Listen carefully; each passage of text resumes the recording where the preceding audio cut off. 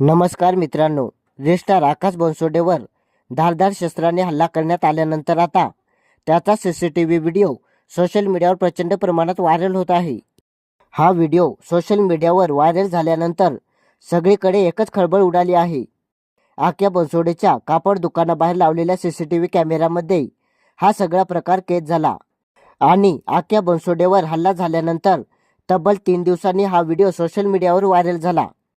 त्यामुळेच आता सगळीकडे या व्हिडिओची चर्चा होत आहे। त्याचबरोबर आकाश बनसोडे हल्ला प्रकरणामध्ये पुणे पोलिसांकडून मोठा खुलासा करण्यात आल्याची बातमी आहे। पोलिसांनी जे 3 आरोपी अटक केले होते त्यांच्याकडून चौकशी केली जात आहे।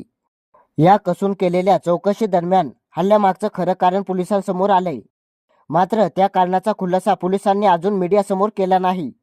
जर या कारणाचा खुलासा करण्यात आला तर पुणे शहरामध्ये तणावाचे वातावरण निर्माण होऊ शकते। आणखी काही गंभीर आणि हिंसक घटना घडू शकतात। त्यामुळेच पुणे पोलिसांनी हे कारण अद्याप मीडियासमोर मांडलं नसल्याचं सांगितलं जाते आणि अजून देखील या संपूर्ण प्रकरणाबद्दल गुप्त पद्धतीने तपास सुरूच आहे।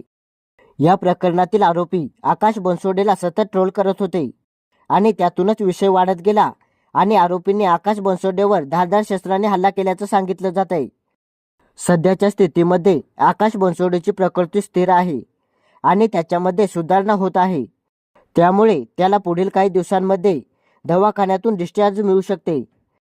आकाश बनसोडेला डिस्चार्ज मिळाल्यानंतर या संपूर्ण प्रकरणाला अजून देखील वारे मिळण्याची शक्यता आहे।